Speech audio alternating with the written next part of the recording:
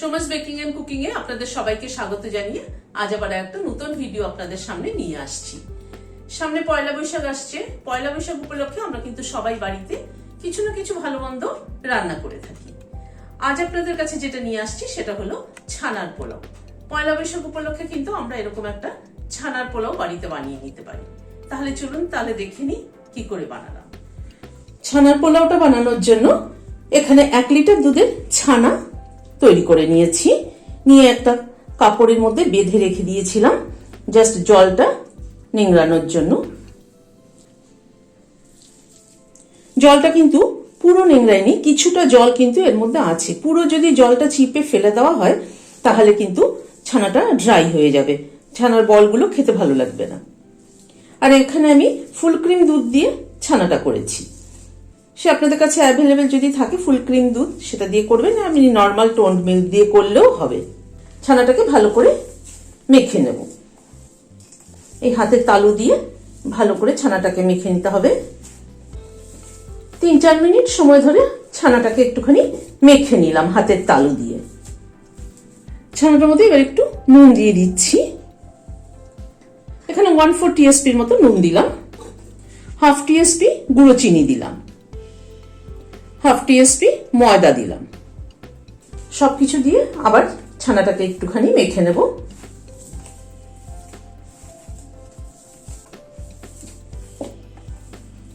ছানাটাকে আরেকবার একটু মেখে নেওয়ার পরে এবার এই ছানাটা থেকে একটু ছোট ছোট করে তুলে নিয়ে বল তৈরি করে নেব।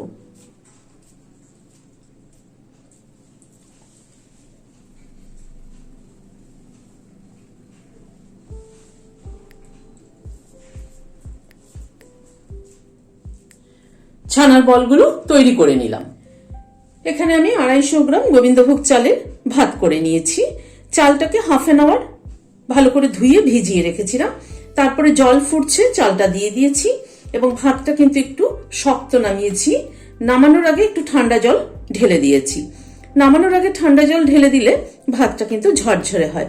যে কোনো ফ্রাইড রাইস বা পোলাও যদি ভাত আগে করে নিয়ে তারপরে করা হয় তাহলে কিন্তু ভাতটা ঝরঝরে হওয়াটা ভীষণ দরকার, তা না হয়তো খেতে ভালো হয় না, স্টিকি হয়ে গেলে পরে।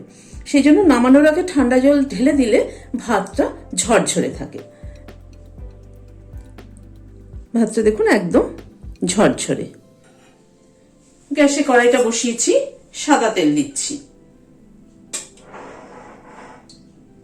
সাদা তেলের সাথে 1 চামচ ঘি অ্যাড করে দিচ্ছি।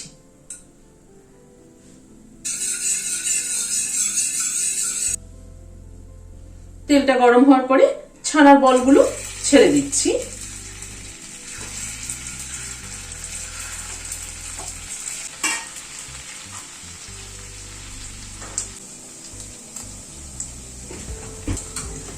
ছানার বলগুলো ভেজে তুলে নিচ্ছি।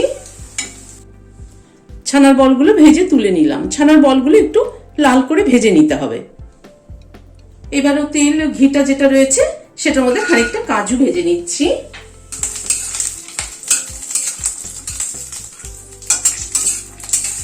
কাজুগুলো একটু লাল করে ভেজে নিলাম।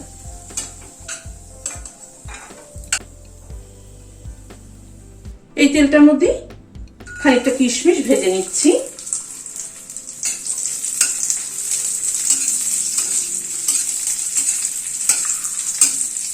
জাস্ট কিশমিশটা একটু নাড়াচাড়া করে তুলে নিতে হবে। আর 1 চামচ ঘি অ্যাড করে দিলাম। এবার এখানে একটা দারচিনির টুকরো, 3টে লবঙ্গ, 4টে ছোট এলাচ, 2টো তেজপাতা দিয়ে দিলাম। গরম মশলাটা থেকে একটু সুগন্ধ বেরোনো অবধি অপেক্ষা করব। গ্যাসের ফ্লেমটাকে মিডিয়ামে করে রেখেছি।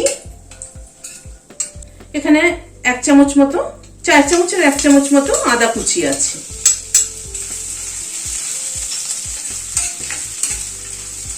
দুটো কাঁচা লঙ্কা মাথাটা ছিঁড়ে দিয়ে দিলাম। এবার এই ভাতটা অ্যাড করে দিচ্ছি।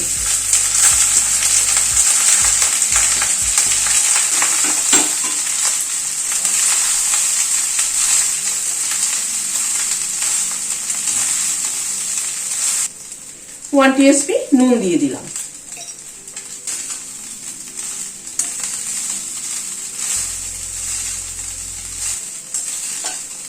ভাতটাকে একটুখানি নাড়াচাড়া করে নেব, মানে হালকা করে ভাতটাকে ভেজে নেব।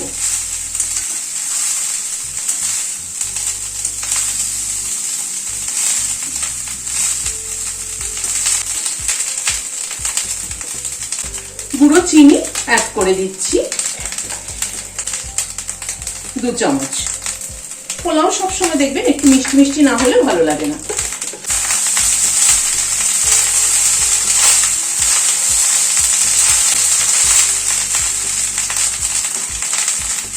এবার এই কাজু কিশমিশ আর ছানার বলগুলো মিশিয়ে দিলাম।